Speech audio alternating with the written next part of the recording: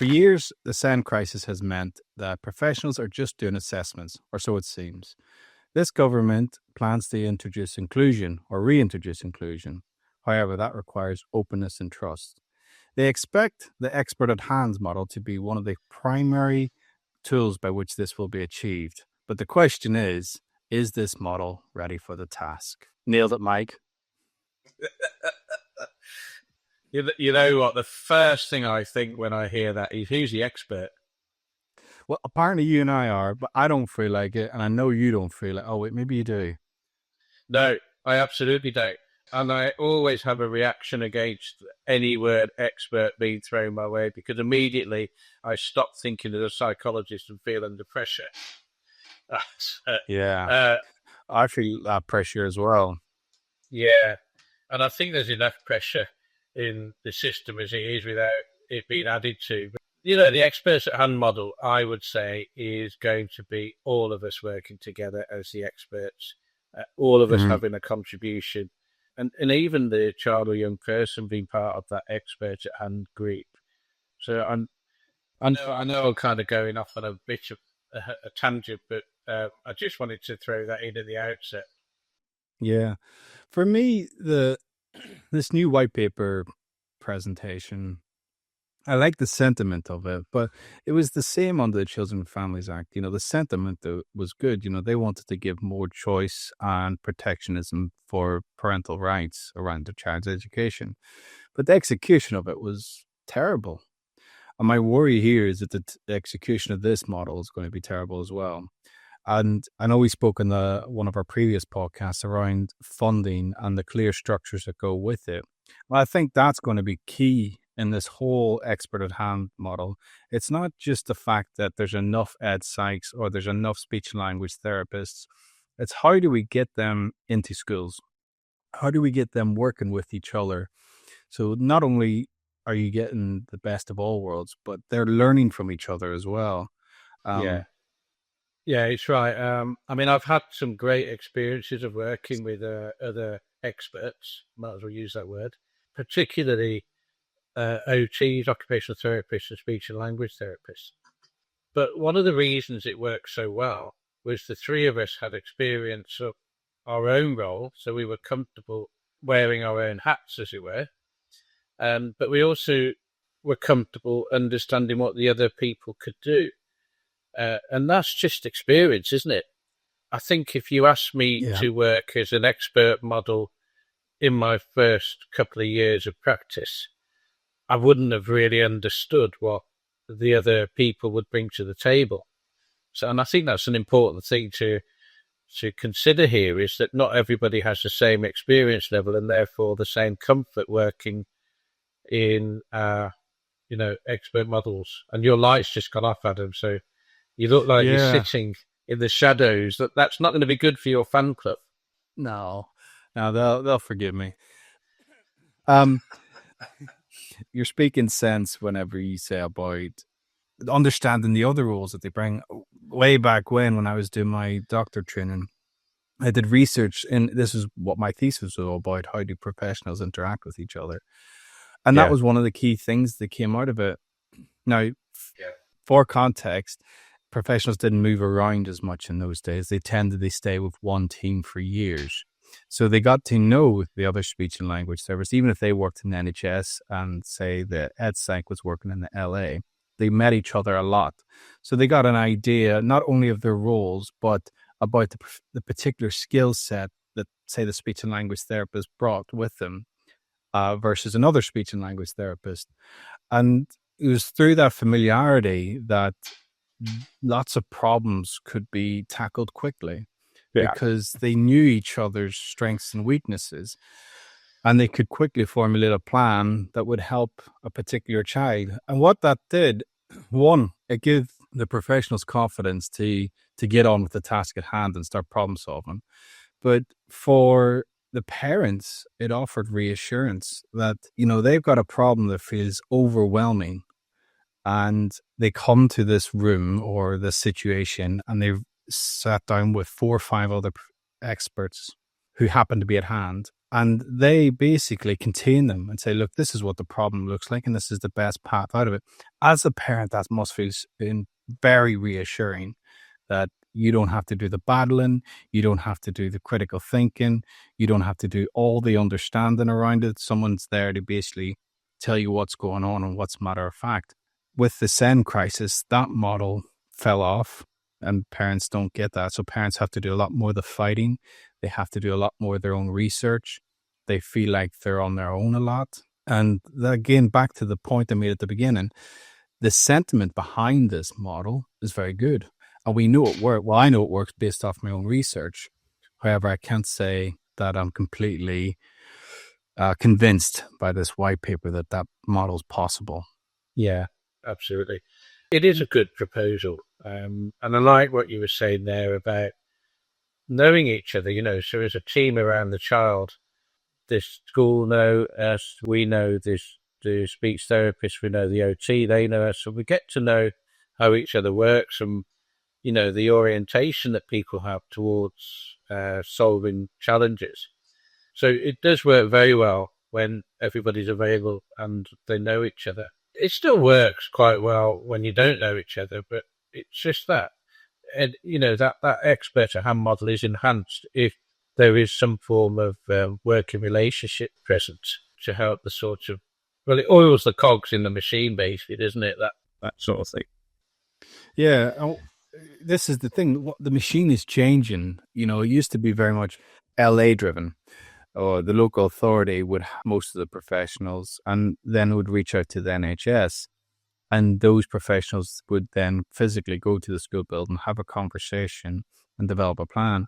Under this new proposal, it seems to be trusts are going to be housing, maybe not directly housing the professionals, but having greater access to it because they're controlling their own budgets, aren't they? Now, this is the bit that wasn't very clear for me in the white paper. Is like they talked about LA reform and what it's going to look like, but they also talked about the multi-academy trust holding the funding.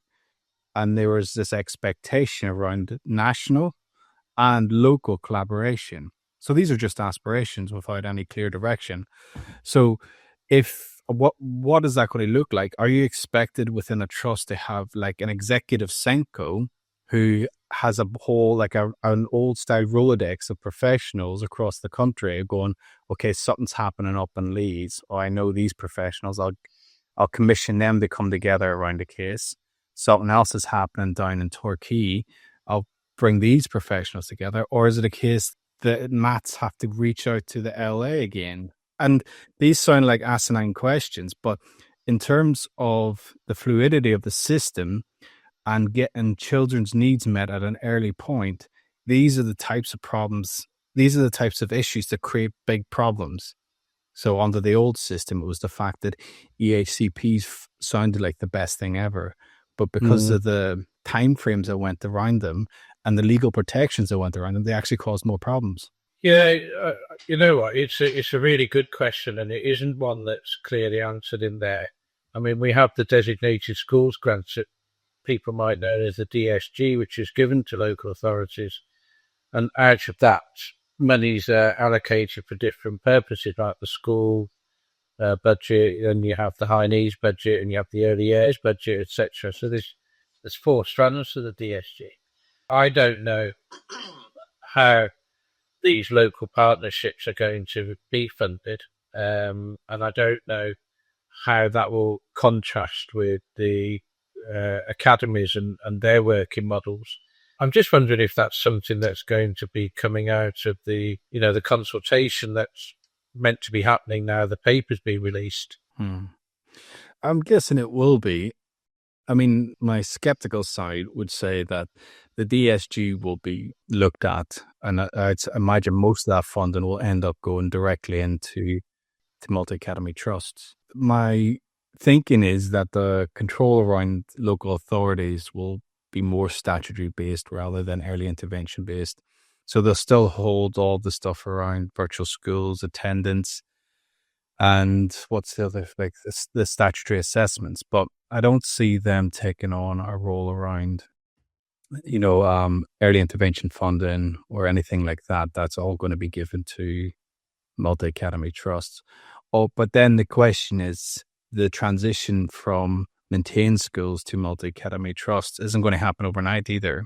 So there will have to be a transition element there. And when you talked about the collaboration at a local level, that's what's going to be affected, because that transition point is, well, it's probably going to be painful, isn't it? Because people are going to be confused about who do they reach out to and what systems they have to go through. And again, back to my point, without clarity around those systems, this expert at hand model's already up against the ropes. Yeah.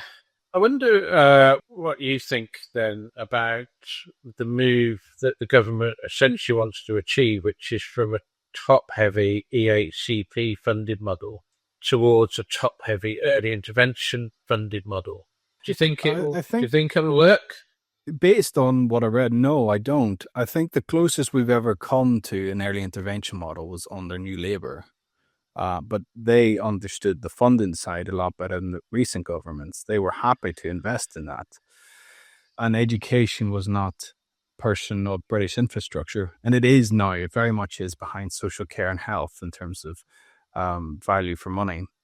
And I don't think this government sees it in that way. It sees it as the SEN crisis was something to be solved.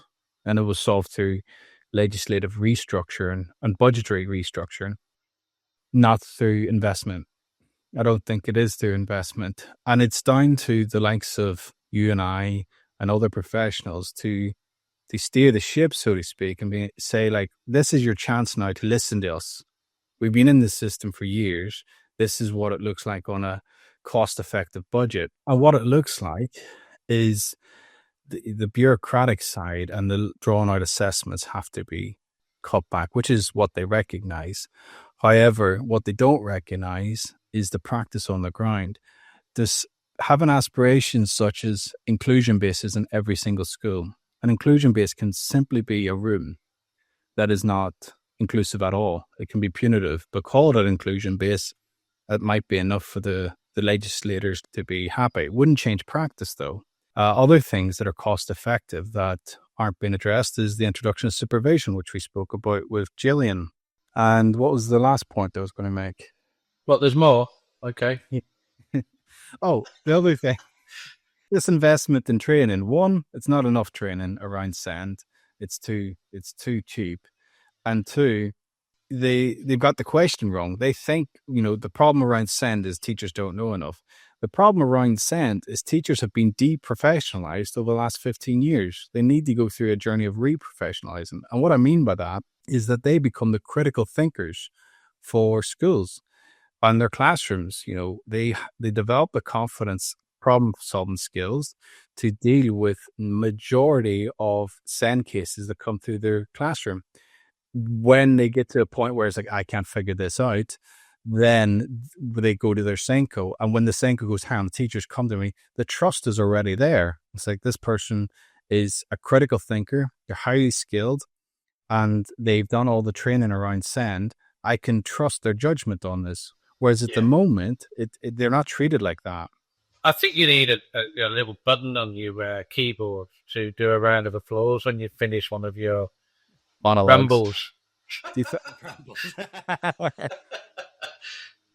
you The one thing that we haven't talked about, because we have talked about the Green Paper a fair bit, and we've also done, talks through other episodes, but the question we've never actually asked is, let's stand in the shoes of a child, okay, and that child will look at everybody, and they are most likely to say, okay, with this new white paper, what do you need to know, and what do you need to do to help? That's a good question. So what the child needs the adults to know in the room. So the child's going to be looking at the SENCO and the child and the teacher and say, what do you two need to know to help me? And then looking at us and everybody else that's involved in this local expert model, and what do you lot need to do to help me? I suppose from my point of view is the SENCO and the teacher have to be skilled at identifying need early, don't they? They need to be skilled in identifying, they need to be skilled in knowing what we talk about the universal and targeted models. So they need to be skilled in knowing about what needs to be delivered at a school level. So we're talking about a workforce development model to answer one aspect of the child's question. So it would need to be somebody like a SENCO or a head teacher, but a senior member of staff doing a skills audit in order to understand what my team are good at and where my team needs support. And then to answer the other side of the child's question, which is when the child looks at us and other professionals, saying, what do you need to do to help me? Well, part of that answer would be to support the school with their knowledge base and their skills base. But then the Mm. other part of that answer is going to be looking at helping them to address the question which is, I've done everything. Why isn't it working? So those questions are not necessarily different to the questions being asked now, are they? Even though No. it's a new white paper. Let's break that down a bit though, because there has to be a difference in it. There has to be a different lens on it. And I want to start off with that skills audit. I do like that. And as a head teacher, I wouldn't expect the head to develop that on their own. I would have an expert come alongside that, the likes of an ed psych, Yeah. or when it comes to communication, even a speech and language therapist, and possibly for sensory development, an occupational therapist. I'll tell you who'd be good at those, Adam, in my experience, are the Mm-hmm. specialist teachers.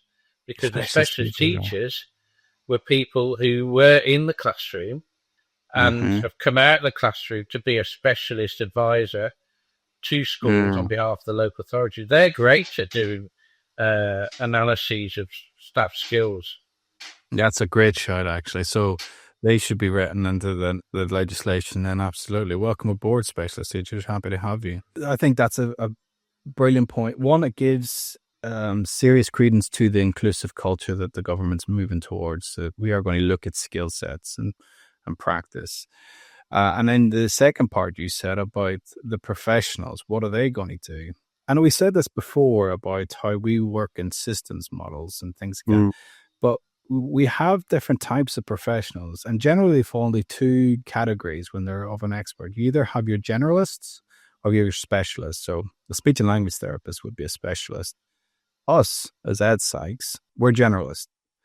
And generalists are very good at diagnostics. That's why you have your GP. They know which part of the system to send you to in terms of getting the treatment you need. And that's what we are skilled at in terms of supporting schools. We can find where the tension points are within a school system.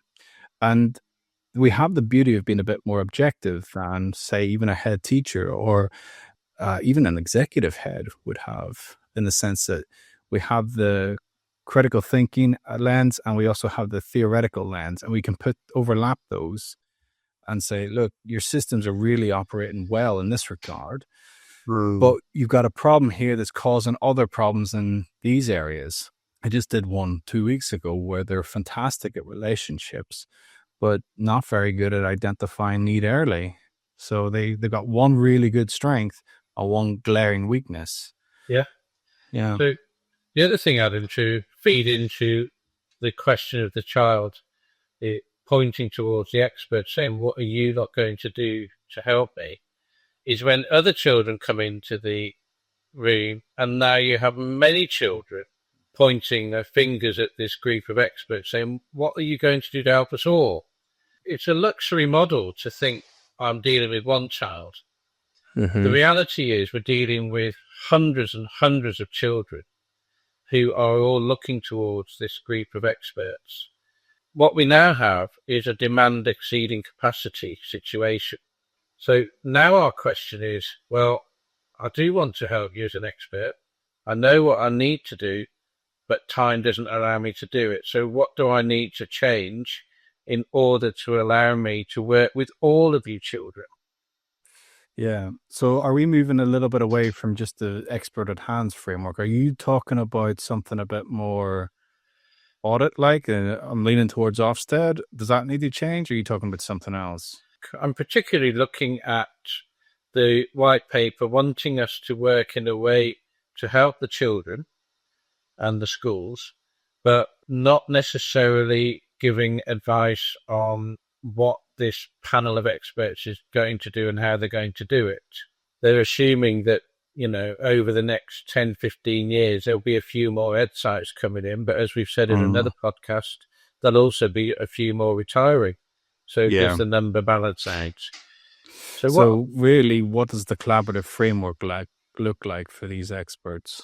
Exactly. I mean, that's what the children want to know. They just want to know, what are you going to do as a group of experts to help me to stay in this school? Again, my research looked into this, and the framework that came from that is you go through a few stages before you can develop a plan. And of primary importance is developing what's called a shared goal. But in order to get this shared goal, there's this sort of loose navigating of what the problem looks like. And this is where parents are key, I believe, because one, they hold the most knowledge about the problem, so to speak, and they can provide that information in detail. And then the experts can pick out the key parts that they can contribute to in addressing that problem. And from that, you get a capacity list, so to speak. What is the capacity of this team? And then you can develop a goal from that, which sounds so simple, but it's actually quite a messy process to begin with. But once you have that goal, you can start to define roles down to the behavioral point. So like, you're going to go in and do X number of sessions with them. You're going to go and do a diagnostic system of the key stage 2 area, particularly looking at, say, the PSHE curriculum. And then you have, once that plan's set, then you can review that. The difficulty with that model is when you beef that up to a whole class setting, you can't bring in 30 sets of parents, can you? Because it's more of a seminar and a lecture rather than a team around an individual child. And that's where the new framework needs to be clear on that. Are we going to be leaning on the teacher's expertise more rather than the parents' expertise? And if that's done well, what that does for parents is it gives them reassurance that I don't need to worry about school as much as I used to, because I trust the professionals in there, whereas I feel like that trust has been eroded. Yeah, that's, shared goal that you mentioned there, Adam. Again, coming back to children, a shared goal could be built around a child's aspiration. And this is particularly for children that can express themselves. If they can't, then we have to go through people that know them well enough to get the aspiration for the child. So let's assume a child is able to articulate their aspiration. That really should be our shared goal, which drives... I know it's a slightly different angle on shared goal to what you're mentioning, but I just wanted to get it out there. That child's aspiration could feed into the shared goal, which then tells us as a panel of experts or a group of experts exactly where we're heading and what we're doing together as a team to get there. So have we fixed this problem? Are we saying that we need to be collaborating around shared goals? I don't know if it's a massive fix, but we talk about the child's voice all the time, don't we? Mm. And yet many of us can get distracted from the child's voice and start to focus in on what we can do as an expert or what they should or shouldn't do as an expert. So there's a lot of discussion and time spent around working as experts, whereas I'm saying that, one of the fixes, not the only one, but one of the fixes is keeping the child right in the middle, right at the center of things. When we reach to write essays, how many times would you return to the title to make sure you're answering the question? Yeah. So how many times should we return to the child's voice to make sure that we're still following the right direction as a group of people? Yeah. And I want to do the antithesis of that, or devil's advocate, is how do you keep the child at the center when this collaborative model is designed to be inclusive, which means you're addressing 30 voices in one classroom? How do you keep 30 voices at the center? Well, we're not going to be working with 30 voices, are we? Because the whole aspect of experts is for those children that are currently going for statutory assessment. What we're trying to do is redress the balance slightly. So there still will be some children at the statutory, but the majority, we hope, will be moving into the group, which would probably call targeted. What are they calling it now in the white paper? ISP plus or something? Yeah, there's two levels, ISP and ISP plus. I'm not entirely sure it's going to be, because the model you're suggesting is individual level, and I don't think that's going to go away. But if they're serious about inclusion, you have to treat the group identity as well, don't you? Yeah, but the interactions between the children are just as important as the individual needs of a child. And no legislation in the last 20 years has even gotten close to addressing the interactions between children. And again, that's where professionals can come in handy, but you're asking for quite detailed and theoretical provisions put in place there, whereas we're in a place now where we have discrete interventions. Yeah. No, in the context of what we have been talking about, Adam, in other episodes, we've got things like the importance of relationships. Well, that's not just for children at the thin end of the wedge. That's for all children. And that's underpinned a lot of what we've been talking about, when we start looking at the universal nature of inclusion.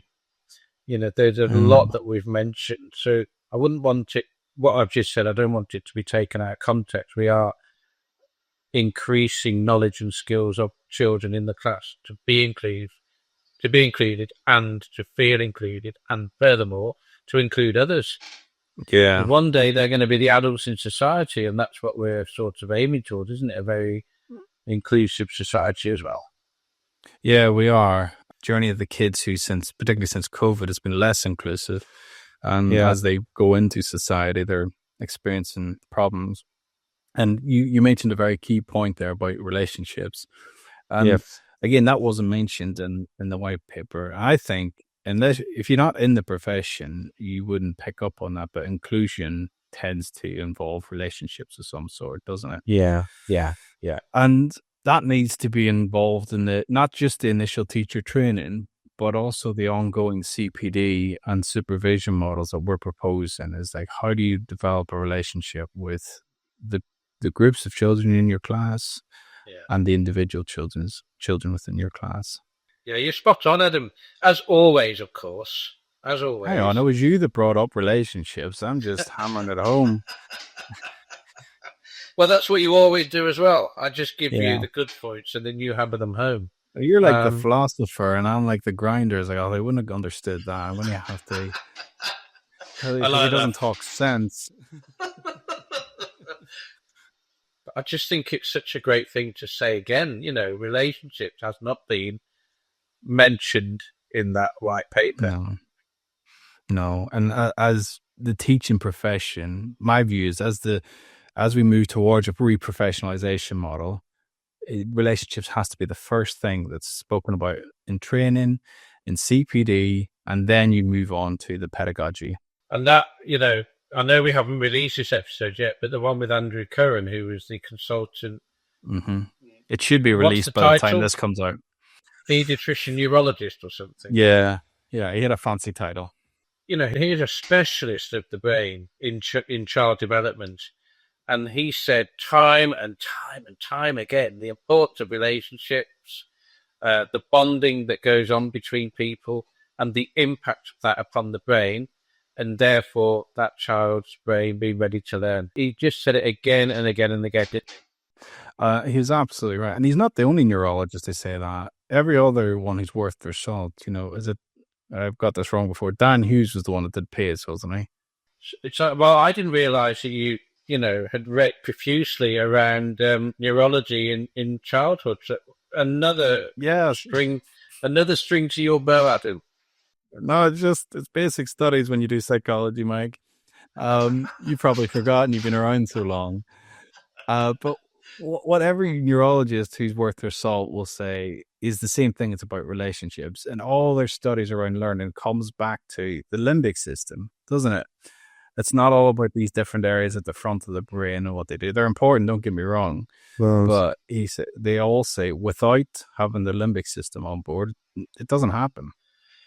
No, absolutely. So we've got some really good points there, Adam, and I'm not entirely sure that we've come to any particular conclusion. But then again, neither has the white paper really. So we No, are we no. are all sort of considering things, aren't we? Yeah. And, what this has highlighted for me is we each have an opinion on what the model should look like. Uh, the important thing to remember is I'm right and you're wrong. Goodbye, everyone.